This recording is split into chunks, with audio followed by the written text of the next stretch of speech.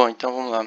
Hipertensão arterial sistêmica. Nossa apresentação vai constar a introdução, a epidemiologia, fatores de risco, diagnóstico e o tratamento. E aí, o que caracteriza a hipertensão? Segundo os valores pressóricos, esses valores pressóricos colocados aqui é de acordo com o que é indicado pelo Ministério da Saúde e medido em consultório. Mas no meio da apresentação eu irei diferenciá-los. É uma comorbidade silenciosa, porém, como foi debatido em algumas aulas que eu tive, sintomologia dele é basicamente de pressão alta. Então, se você atestar a pressão alta, consequentemente você pode te levar a um diagnóstico de hipertensão. E aí eu também falarei um pouco sobre o diagnóstico dessa cardiopatia. O tensionamento das artérias caracteriza como um predisposto à hipertensão. Esse tensionamento acontece pela diminuição da flexibilidade, né, da artéria. Por isso que é característico em pessoas mais idosas, com a idade avançada. A epidemiologia, segundo o Ministério da Saúde, a prevalência de hipertensão arterial sistêmica é de 32% na população brasileira. A proporção aumenta para 60% na população idosa e aumento de risco de outras comorbidades, como AVC, por exemplo. Essa parte aqui eu me baseei em alguns artigos que eu li sobre dois scores de risco, né, que é o de Framingham e o de K-Risks 2. Esses dois scores, eles vão avaliar um grupo de fatores e dentre eles vão selecionar esses fatores, o grupo de uma amostra dentre esses fatores e vão correlacionar o risco do surgimento de hipertensão com base em idade, sexo, etnia, massa corpórea, ingestão de sal, e de álcool, por exemplo, né? E aí, nesse artigo que eu estava lendo, que é esse grau de concordância entre o instrumento da estratificação de risco cardiovascular, ele coloca esses fatores aí, idade, gênero, cor, e aí eu correlacionei dois deles, né? Que é bastante interessante, como o tabagismo e o MC. Se vocês olharem aí a coluna de Qi quadrado, que é essa coluna que eu vou passar o cursor aqui, você correlacionar o tabagismo e o MC, você observa que esses dois valores de Qi quadrado estão abaixo. Então, de certa forma, o tabagismo, segundo esse artigo e outros que eu li, o tabagismo principalmente, ele não é considerado um fator que te leva à hipertensão, mas caso o paciente seja hipertenso, o tabagismo aumenta essa correlação. Aí sim, o tabagismo se torna um fator de risco. Eu não entendi muito bem, mas ele também não explicou muito bem sobre esse Qi quadrado do MC baixo, né? Porque a gente predispõe também o entendimento do que é essa massa corpórea, mas esse MC também ele pode ser alterado, eu não considero, né, um dos fatores, um cálculo muito preciso, porque se a massa muscular pode ser confundida também com um MC alto, então isso pode alterar o MC. Mas esse artigo em especial fala desses dois. E aí o K-RISC-2 ele é indicado mais para uma amostragem idosa. Mas o que eu vejo recorrendo nos artigos que eu li é esse framing. Inclusive a minha apresentação do projeto de metodologia é com base nesses scores. Nunca nem vi. Mas a relação do IMC tem dois, né? Tanto pacientes com IMC muito baixo como pacientes com IMC muito elevado, eles têm meio que uma destruição da parede arterial. Uhum. Por isso que isso influencia na hipertensão. A única coisa que eu sei. Então, mas então o MC eu coleciono também a massa muscular, né? Como a E já musculatura é alta, ela pode afetar o MC. Mas tem a ver com a massa muscular mesmo, porque foi até um artigo que eu vi sobre pacientes com... Meu Deus, eu não sei. Com anorexia. Uhum. Que eles têm problema de hipertensão. E do tabagismo é porque eles vão levar a destruição das células. Isso. A nicotina também, né? É um fator que faz essa deterioração que a Gabi falou. O diagnóstico eu coloquei em base em três, né? A anamnese, que é avaliar o histórico familiar, os hábitos e os históricos de comorbidades. Exames físicos, a pressão aferida pela técnica certa, determinar massa, altura, circunferência abdominal, frequência cardíaca, a escuta cardíaca. E exames complementares, né? Glicemia, ureia, lipidograma. E aí, quando eu estava pesquisando, eu vi essa, para vocês, acho que pode ser mais básico a diferença dessa medição do colesterol geral e a lipidogramia, né? Porque a lipidogramia, ela vai avaliar separadamente, né? As lipoproteínas. Já o colesterol geral, ele dá um valor do colesterol geral. Então, às vezes ele não sabe qual proteína pode estar aumentada lá, e aí esse lipidograma dá de forma melhor esses valores para você. Creatina e o teor de sódio e potássio. E aí eu coloquei duas metodologias de diagnóstico, né? A MAPA e a MRPA. E aí comparei com a pressão alta no consultório. Então, para você fazer o diagnóstico, diagnosticar a pessoa com hipertensão, não é só basicamente aferir uma pressão.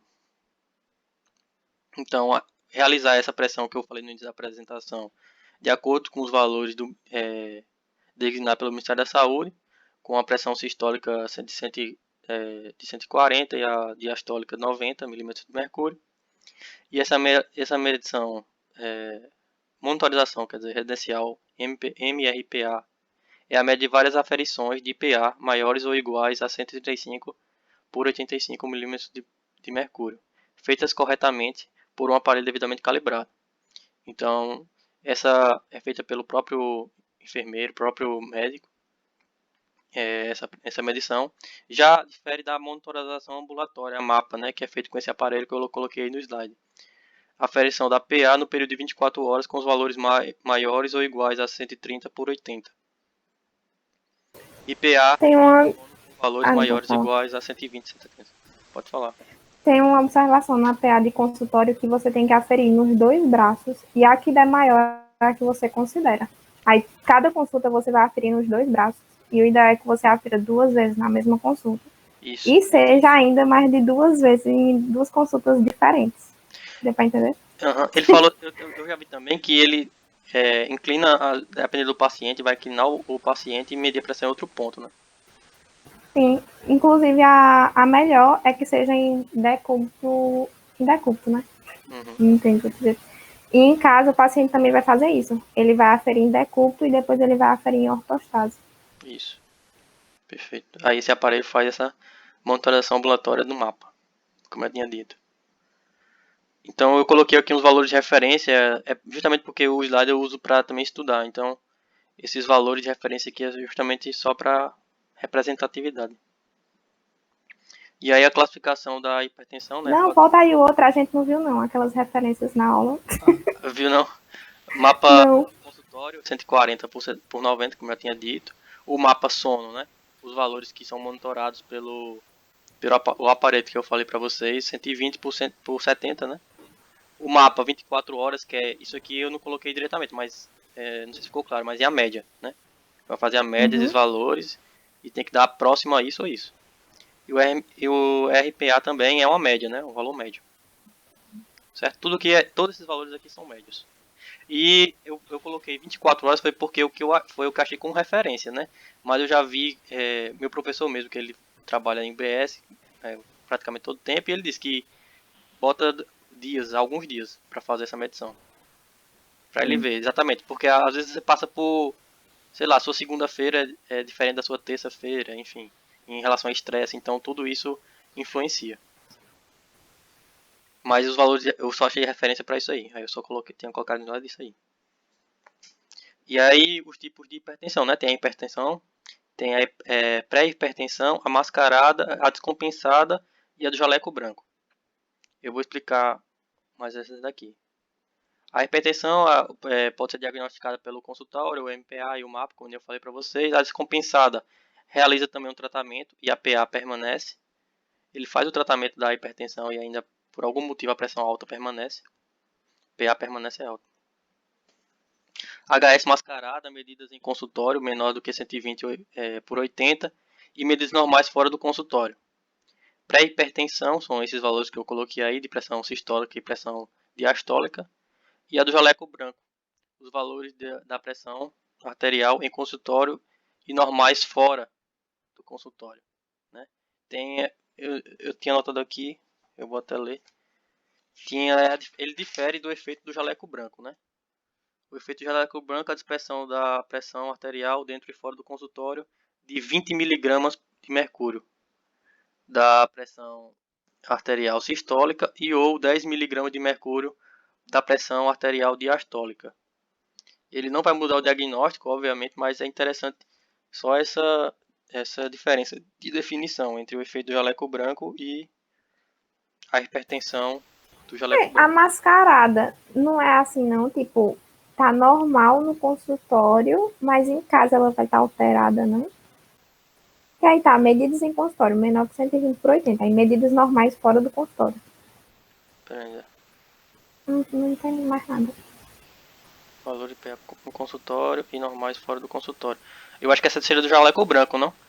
Valores de pressão alta em consultório e normais fora do consultório. Aí a Então, aí mascarada, tipo, a que é medida do mascarada consultório, e a eu medida achei que era o normais. contrário. Ah, tá. Porque senão ele não vai ter hipertensão, entendeu? Se for assim, se for menor no consultório e em casa for normal. Mas é justamente isso, porque tipo, se ele fizer um diagnóstico por mapa e aí ele faz um diagnóstico por consultório, ou imagina, faz essas duas distinções, né, o RMPA e o mapa. E aí ele constata uma coisa e no outro ele não constata. Por um acaso ele vinha a fazer, né? E aí ele Sei pode lá, esse declarar negócio é confuso. a hipertensão mascarada. Eu Odeio vou, cardio. eu vou olhar as referências novamente para verificar isso, mas eu acredito que seja isso mesmo. E aí eu botei alguns sintomas de pressão alta, né? Como eu falei, a hipertensão, ela é... Pera ainda. Ah, tá certo. Os sintomas de pressão alta, a cefaleia, o zumbido no ouvido, a visão turva, falta de ar, sensação de dor no peito e enjoo.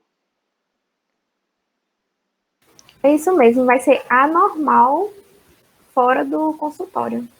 Anormal fora do consultório, né? É, eu acho que é porque faltou um A e era para ser medidas Pronto, anormais fora do consultório. beleza. Eu vou dar uma olhada aqui. É na mascarada, não é isso? É, tipo, aqui eu achei que ele está dizendo assim, ó, níveis pressóricos normais nas consultas ambulatoriais, mais pressão arterial elevada no mapa. No mapa, né? Pronto. Uhum. Eu vou ratificar. Obrigado. E aí, em relação ao tratamento, dieta balanceada, mudança de hábitos e um tratamento farmacológico sugerido, né? Foram elencados vários fármacos aí eu botei um em especial, bloqueadores adrenérgicos. Alfa bloqueadores, beta bloqueadores, por exemplo. E aí dá o efeito, né? O aumento do tempo diastólico, redução da contrabilidade e redução do aumento da PA. Eu também estava lendo sobre o débito cardíaco, né? Que ele faz. Esse controle do débito cardíaco. E aí eu estava tentando entender, até que não deu muito tempo não ainda. Mas enfim, era só isso mesmo. Obrigado.